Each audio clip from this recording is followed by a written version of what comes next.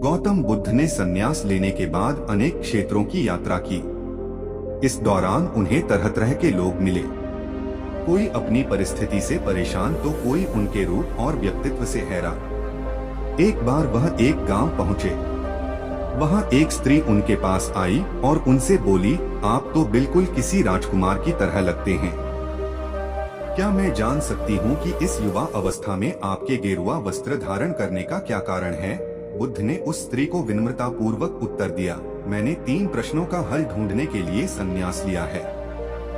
यह शरीर जो युवा व आकर्षक है जल्दी ही वृद्ध होगा, फिर बीमार होगा और अंत में मृत्यु अवस्था में चला जाएगा। मुझे वृद्धावस्था, बीमारी एवं मृत्यु के कारण का ज्ञान प्राप्त करना है। उनकी बातों से प्रभावित होकर उस स्त्री ने उन्हें भोजन के लिए अपने घर आमंत्रित किया, मगर उस स्त्री को गांव वाले पसंद नहीं करते थे। शीघ्र ही यह बात पूरे गांव में फैल गई, महात्मा बुद्ध उस स्त्री के घर भोजन करने जाने वाले हैं। गांव के लोग उनके पास आए और आग्रह किया कि वह उस स्त्री के घर भोजन करने ना जाएं। कारण पूछने पर उन्होंने बताया कि वह स्त्री चरित्रहीन है। बुद्ध ने गांव के मुखिया से पूछा, क्या आप भी मानते हैं कि वह स्त्री चरित्रहीन है? मुखिया ने कहा, मैं शपथपूर्वक कहता हूँ कि वह स्त्री बुरे चरित्र वाली है। कृपया आप उसके घर न जाएं। बुद्ध ने मुखिया का एक हाथ पकड़ लिया और फिर उसे ताली बजाने को कहा। मुखिया ने कहा, मैं एक हाथ से ताली नहीं बजा सकता, मेरा दूसरा हाथ आपने पकड़ रखा है, ऐसे में एक हाथ से ताली कैसे बजाऊं? बुद्ध बोले, जैसे एक हाथ से आप ताली नहीं बजा सकते वैसे ही वह स्त्री खुद चरित्रहीन नहीं हो सकती जब तक इस गांव के पुरुष भी चरित्रहीन ना हो। अगर गांव के सभी पुरुष अच्छे होते तो वह स्त्री कदापि ऐसी ना होती। उसके ऐसे चरित्र के लिए यहाँ के पुरुष भी जिम्मेदार हैं। यह सुनकर मुखिया और गांव वाले लज्जित हो गए। राजा विक्रमादित्य का सारा समय ही अपनी प्रजा के दुखों का निवारण करने में बीतता था। प्रजा की किसी भी समस्या को वे अनदेखा नहीं करते थे। सारी समस्याओं की जानकारी उन्हें रहे, इसलिए वे भेष बदलकर रात में पूरे राज्य में, आज किसी हिस्से में कल किसी और में घूमा करते थे। उनकी इस आदत का पता चोर डाकुओं को भी था, इसलिए अपराध की घटनाएं छिटपुट ही हुआ करती थीं। विक्रम चाहते थे कि अपराध बिल्कुल मिट जाए ताकि लोग निर्भय होकर एक स्थान से दूसरे स्थान की यात्रा करें तथा चैन की नींद सो सकें। ऐसे ही विक्रम एक रात भेष बदलकर राज्य के एक हिस्से में घूम रहे थे कि उन्हें एक बड़े भवन से लटकता एक कमंद नजर आया। इस कमंद के सहारे जरूर कोई चोर ही ऊपर की मंजिल तक गया होगा। यह सोचकर वे कमंद के सहारे ऊपर पहुँचे। उन्होंने अपनी तलवार हाथों में ले ली ताकि सामना होने पर चोर को मौत के घाट उतार सकें। तभी उनके कानों में स्त्री की धीमी आवाज पड़ी, तो चोर कोई स्त्री है। यह सोचकर वे उस कमरे की दीवार से सटकर खड़े हो गए जहां से आवाज आ रही थी। कोई स्त्री किसी से बगल वाले कमरे में जाकर किसी का वध करने को कह रही थी। उसका कहना था कि बिना उस आदमी का वध किए हुए किसी अन्य के साथ उसका संबंध रखना असंभव है। तभी एक पुरुष स्वर बोला कि वह लुटेरा अवश्य है, मगर किसी निरपराध व्यक्ति की जान लेना उसके लिए संभव नहीं है। वह स्त्री को अपने साथ किसी सुदूर स्थान जाने के लिए कह रहा था और उसके विश्वास दिलाने की कोशिश कर रहा था कि उसके पास इतना अधिक धन है कि बाकी बची जिंदगी वे दोनों आराम से बसर कर लेंगे। वह स्त्री अंत में उससे दूसरे दिन आने के लिए बोली, क्योंकि उसे धन बटोरने में कम से कम 24 घंटे लग जाते। राजा समझ गए कि पुरुष उस स्त्री का प्रेमी है तथा स्त्री उस सेठ की पत्नी है जिसका यह भवन है। सेठ बगल वाले कमरे में सो रहा है और सेठानी उसके वध के लिए अपने प्रेमी को उकसा रही थी। राजा कमंद पकड़कर नीचे आ गए और उस प्रेमी का इंतजार करने लगे। थोड़ी देर बाद सेठानी का प्रेमी कमंद से नीचे आया तो राजा ने अपनी तलवार उसकी गर्दन पर रख दी तथा उसे बता दिया कि उसके सामने विक्रम खड़े हैं। वह आदमी डर से थरथर कांपने लगा और प्राण दंड के भय से उसकी घिघी बंध गई। जब राजा ने उसे सच बताने पर मृत्यु दंड न देने का वायदा किया तो उसने अपनी कहानी इस प्रकार बताई। मैं बचपन से ही उससे प्रेम करता था तथा उसके साथ विवाह के सपने संजोए हुए था। मेरे पास भी बहुत सारा धन था क्योंकि मेरे पिता एक बहुत ही बड़े व्यापारी थे। लेकिन मेरे सुखी भविष्य के सारे सपने धरे के धरे रह गए। एक दिन मेरे पिताजी का धन से भरा जहाज समुद्री डाकुओं ने लूट लिया। लूट की खबर पाते ही मेरे पिताजी के दिल को ऐसा धक्का लगा कि उनके प्राण निकल गए। हम लोग कंगाल हो गए। मैं अपनी तबाही का कारण उन समुद्री डाकुओं को मानकर उनसे बदला लेने निकल पड़ा। कई वर्षों तक ठोकर खाने के बाद मुझे उनका पता चल ही गया। मैंने बहुत मुश्किल से उनका विश्वास जीता तथा उनके दल में शामिल हो गया। अवसर पाते ही मैं किसी एक का वध कर देता। एक एक करके मैंने पूरे दल का सफाया कर दिया और लूट से जो धन उन्होंने एकत्र किया था वह लेकर अपने घर वापस चला आया। घर आकर मुझे पता चला कि एक धनी सेठ से मेरी प्रेमिका का विवाह हो गया और वह अपने पति के साथ चली गई। मेरे सारे सपने बिखर गए। एक दिन उसके मायके आने की खबर मुझे मिली तो मैं खुश हो गया। वह आकर मुझसे मिलने लगी और मैंने सारा वृतांत उसे बता दिया। एक दिन वह मुझसे मिली तो उसने कहा कि उसे मेरे पास बहुत सारा धन होने की बात पर तभी विश्वास होगा जब मैं नौलखा हार उसके गले में डाल दूं। मैं नौलखा हार लेकर गया। तब तक वह पति के पास चली गई थी। मैंने नौलखा हार लाकर उसे पति के घर में पहना दिया तो उसने अपने पति की हत्या करने को मुझे उकसाया। मैंने उसका कहने नहीं माना क्योंकि किसी निरपराध की हत्या अपने हाथों से करना मैं भयानक पाप समझता हूँ। राजा विक्रमादित्य ने सच बोलने के लिए उसकी तारीफ की और समुद्री डाकुओं का सफाया करने के लिए उसका कंधा थपथपाया। उन्होंने उसे त्रिया चरित्र नहीं समझ पाने के लिए डांटा। उन्होंने कहा कि सच्ची प्रेमिकाएं प्रेमी से प्रेम करती हैं, उसके धन से नहीं।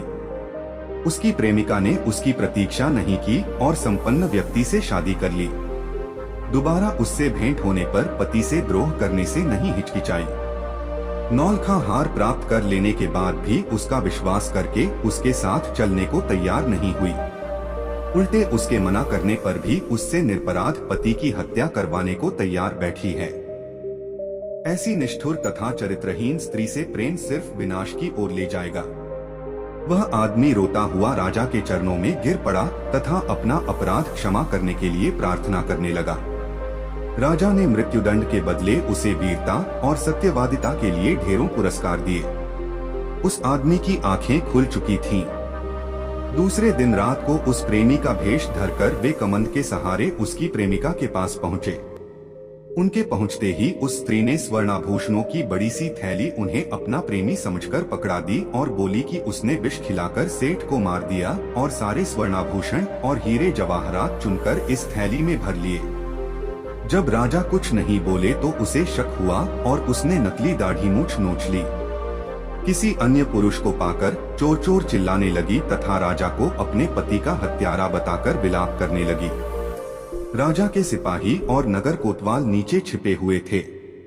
वे दौड़कर आए और राजा के आदेश पर उस हत्यारी चरित्रहीन स्त्री को गिरफ्तार कर लिया गया। उस स्त्री को समझते देर नहीं लगी कि भेष बदलकर आधा हुआ पुरुष खुद विक्रम थे। उसने झट से विष की शीशी निकाली और विषपान कर लिया।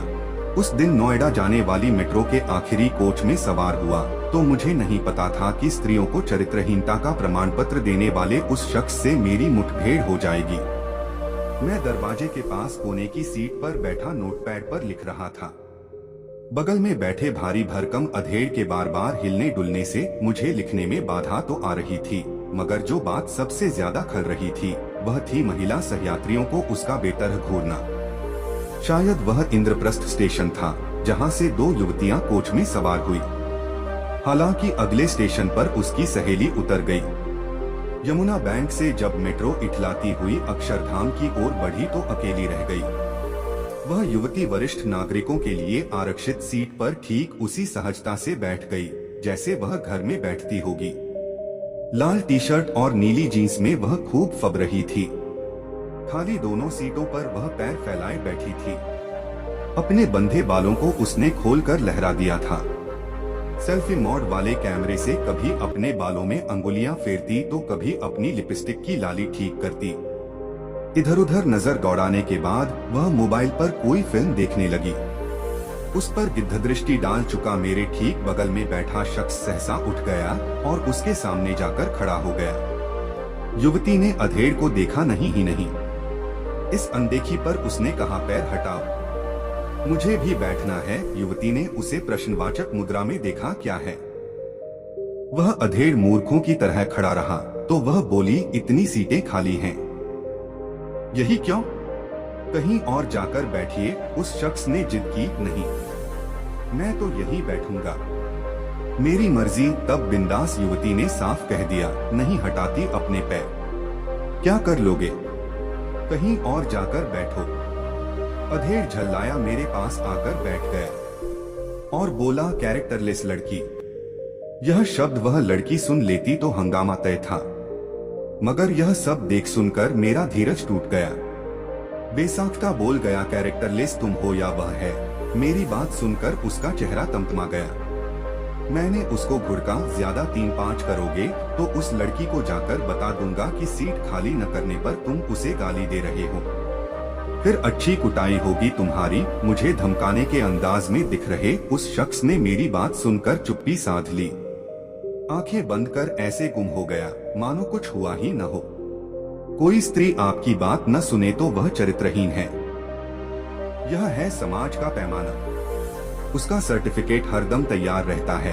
हर उस लड़की के लिए जो नई राह अख्तियार करती है, खुद अपने फैसले करती है या फिर एक तरफा प्यार को ठुकरा देती है, तब वह चरित्रहीन हो जाती है पुरुष की नजरों में।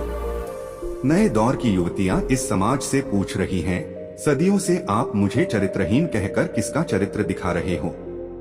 यह एक बड़ा सवाल है।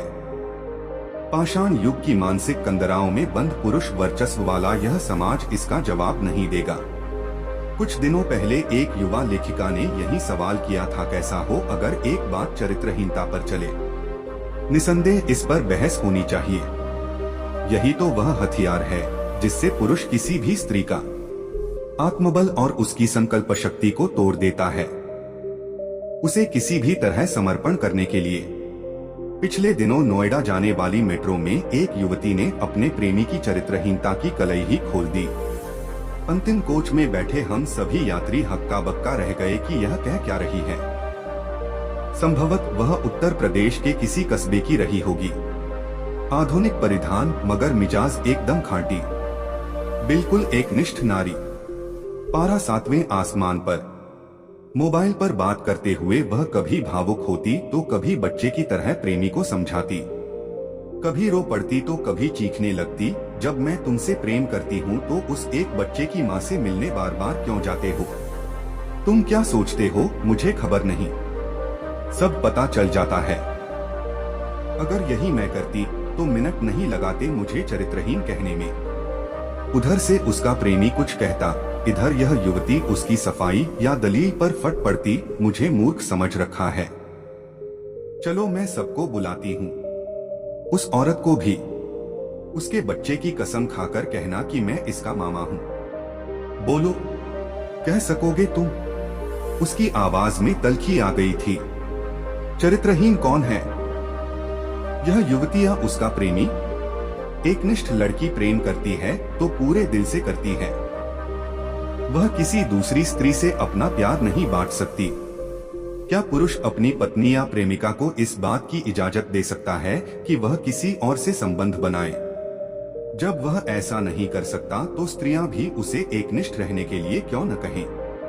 चरित्र एक शब्द भर नहीं है।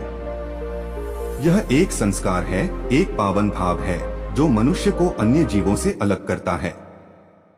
युवती की बातें सुनते समय उस आखिरी कोच में सन्नाटा पसर गया था। यह सन्नाटा उस समाज का था जो गलत देखकर भी मुखदर्शक बना रहता है। यह सन्नाटा हर उस मन का था जो स्त्री पुरुष संबंधों को लेकर सशंकित रहता है और उस पर दोहरा मानदंड रखता है। युवती अपनी आंखों से मोती लुटा रही थी।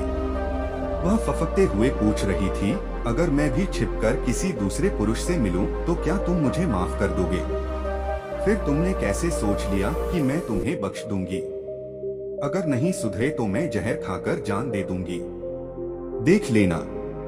और वह फूट फूट कर रो पड़ी। मुझे एक फिल्म की एक नायिका का मशहूर संवाद याद आ गया, क्या शर्मा जी, हम थोड़े बेवफा क्या हुए, आप तो बदचलन हो गए। अशोकनगर मेट्रो स्टेशन आने की घोषणा होने लगी तो मैं सीट से उठ गया। उस युवती के चेहरे की चमक गुम हो चुकी थी। उसका दर्द अब भी आंसुओं से रिस रहा था। स्टेशन पर उतरा तो यही ख्याल आया कि चरित्र की परिभाषा फिर से तय होनी चाहिए। इसके खांचे में उन पुरुषों को भी लिया जाना चाहिए जो स्त्रियों से शुचिता और एकनिष्ठता का प्रमाण पत्र मांगते हैं, जब चाहे चरित्रहीन होने का प्रमाण पत्र दे डालते हैं। मैं सीढ़ियों से उतर ही रहा था कि मोबाइल विमल बहुत परेशान था। उसे समझ में नहीं आ रहा था कि वो इस परिस्थिति से कैसे निपटे। वो अपनी माँ को बहुत चाहता था, किंतु उसकी पत्नी और बच्चे उसकी माँ से बहुत दूर भागते थे, क्योंकि उसकी माँ की एक आंख नहीं थी, साथ ही उसकी कमर भी 90 अंश पर चुकी थी। वैसे वह अपना काम सब खुद कर लेती है, किंतु फिर भी वो उसकी पत्नी और बच्चों के लिए हमेशा खटकती है। दादी, आप ऊपर के कमरे में जाओ, मेरे दोस्त आ रहे हैं, विमल के बेटे अखिल ने बड़े बेरुखी से कहा। पर बेटा, मैं तो यहाँ बहुत दूर बैठी हूँ, विमल की माँ ने बहुत प्यार से कहा। नहीं, आप उनके सामने मत रहो, वो मुझे चिढ़ाते हैं, अखिल ने जोर से डांटते हुए कहा। क्या हुआ अखिल, क्यों चिल्ला रहे हो? विमल की पत्नी कामनी ने किचन से ही आवाज लगाई। देखो न माँ, ये दादी यहीं ड्राइंग रूम में बैठी हैं और मेरे दोस्त आ रहे हैं, अखिल ने शिकायत भरे लहजे में कहा। माँ जी, आप ऊपर चली जाओ, क्यों हम लोगों को लजवाती हो? कामनी ने बेटे का पक्ष लेते हुए कहा। बेचारी सरस्वती चुपचाप उठकर जीने के सहारे ऊपर जाने लगी। कमर झुकी होने के कारण उन्हें ऊपर चढ़ने में बहुत परेशानी हो रही थी, किंतु वो पूरी ताकत से ऊपर के एक अकेले कोने वाले कमरे में जाकर बैठ गई। विमल बाजू के कमरे से सब सुन रहा था। उसे कष्ट हो रहा था कि उसकी माँ को अपमानित होना पड़ रहा है, किंतु वो असहाय था। अगर वो कुछ कहता है तो पत्नी और बच्चे उसका विरोध करने लगते हैं। दूसरे उनके तर्क भी सही लगते हैं। चूंकि वो एक प्रशासनिक अधिकारी था, उसका सामाजिक स्तर बहुत ऊंचा था, उसकी ससुराल भी एक उच्च घराने में थी, अतः वह चुपचाप इस तरह हर दिन अपनी माँ को अपमानित होते देखता रहता था। रात को विमल की पत्नी ने कहा, देखो जी, अब कुछ करो। कल कलेक्टर साहब की पत्नी आई थी। माँ जी अपनी देशी धुन धारा में उनसे मिली। मुझे बहुत शर्म आ रही थी बताते हुए कि ये मेरी सास हैं। मैंने कह दिया कि दूर की रिश्तेदार हैं, इलाज कराने आई हैं। विमल को रोना आ गया, किंतु फिर भी वह चुप रहा। उसे समझ में नहीं आ रहा था कि वो क्या करे। अपने बेटे की मन स्थिति को सरस्वती अच्छी तरह से जानती थी और बेटे को कोई कष्ट न हो इसलिए वो हर बात को चुपचाप सह लेती थी। विमल बहुत उदास रहने लगा। एक तरफ परिवार और सामाजिक स्तर पर जीने की प्रतिबद्धता थी, तो दूसरी ओर माँ। आखिर माँ से अपने बेटे की यह हालत नहीं देखी गई। एक दिन उसने अपने बेटे से कहा, विमल, बहुत दिन हो गए हैं, मैं अपने गांव जाना चाहती हूँ, मुझे वहाँ पहुँचा दो, मेरा यहाँ मन नहीं ला रहा। किंतु माँ, वहाँ तो कोई नहीं है, तुम्हारी देखभाल कौन करेगा? विमल ने आश्चर्य से पूछा। अरे, सब गांव वाले तो हैं और वो तुम्हारे मामा जी तो उसी गांव में रहते हैं, और फिर हम सारी व्यवस्थाएं कर आएंगे न। कामनी को तो जैसे मन की मुराद मिल गई हो। हाँ बेटा, बहू सही कह रही है, सरस्वती ने लंबी सांस लेते हुए कहा। विमल जानता था कि गांव में माँ की देखभाल करने वाला कोई नहीं है, लेकिन अपनी पत्नी की जिद के कारण वह अपनी माँ को गांव छोड़ने पर विवश हो गया। माँ को गांव छोड़कर आते वक्त उसे रोना आ रहा था तथा अपनी बेबसी पर गुस्सा भी आ रहा था, किंतु परिवार, पत्नी और समाज ने उसके इन मनोभावों को दबा दिया और वो सुकून सा महसूस करने लगा। कुछ दिनों के बाद उसके चाचा, जो अमेरिका में रहते थे, आने वाले थे। जब विमल बहुत छोटा था, उसके पिता जीवित थे, तब वो भारत आए थे और उसके बाद वो अब भारत आने वाले थे। पूरा परिवार और आस पड़ोस बहुत उत्साहित था। अमेरिका से विमल के डॉक्टर चाचा आ रहे थे। डॉक्टर रमेश ने जैसे ही घर में कदम रखा, सबने मिलकर बहुत उत्साह से उनका स्वागत किया। क्यों विमल भाभी नहीं दिख रही, कहाँ हैं? डॉक्टर रमेश ने उत्सुकता पूर्वक पूछा। जी, वो गांव में रहती हैं, यहाँ उनका मन नहीं लगा, कामनी ने सपाट लहजे में उत्तर दिया। डॉक्टर रमेश ने विमल की ओर देखा तो विमल ने अपनी आंखें झुका ली। डॉक्टर रमेश सब समझ गए। बोले, कल हम भाभी से मिलने गांव चलेंगे सब लोग। दूसरे दिन सभी लोग गांव के घर में पहुंचे। देखा कि सरस्वती को बहुत तेज बुखार है और वो पलंग पर असहाय पड़ी है। डॉक्टर रमेश दौड़कर सरस्वती के पास गए। उनके पैर छूकर रोने लगे। सरस्वती की ये हालत उनकी कल्पना से परे थी। वाह बेटा विमल, तूने तो नाम उजागर कर दिया। अपनी माँ की ये हालत देखकर तुझे तो शर्म भी नहीं आ रही होगी। डॉक्टर रमेश ने विमल को लगभग डांटते हुए कहा। नहीं देवर जी, विमल का कोई दोष नहीं है। मैं खुद गांव आई थी। सरस्वती ने अपने बेटे का बचाव किया। मुझे सब पता चल गया। भाभी आप चुप रहो। क्यों बहू, तुम्हें अपनी सास की कुरूपता पसंद नहीं है? समाज में तुम्हें नीचा देखना पड़ता है ना? डॉक्टर रमेश ने कामनी की ओर व्यंग्य से देखा। कामनी निरुत्तर होकर विमल को देखने लगी। आज तुम जिस सामाजिक स्तर पर हो वो इन्हीं के संघर्षों की देन है। और बेटा विमल, तुम्हें शायद मालूम न हो कि बचपन में जब तुम 1 साल के थे तब छत से नीचे गिरने के कारण तुम्हारी एक आंख फूट गई थी और तुम्हारी रीढ़ की हड्डी में भी समस्या थी। तब तुम्हारी इस कुरूप माँ ने अपनी एक आंख और अपना बोन मेरो तुम्हें देकर इतना सुंदर स्वरूप दिया था। कामनी बेटा, इतने सालों तक संघर्ष करके बेटे को प्रशासनिक अधिकारी बनाने वाली इस संघर्षशील औरत की तुम लोगों ने यह दशा कर दी। तुम्हें ईश्वर कभी माफ नहीं करेगा। डॉक्टर रमेश की आंखों से अश्रु जलधारा बह रही थी। अब भाभी आप मेरे साथ अमेरिका जाएंगी। यहाँ इन स्वार्थी लोगों के बीच नहीं रहेंगी। डॉक्टर रमेश ने सरस्वती से कहा। विमल को तो काटो तो खून नहीं था।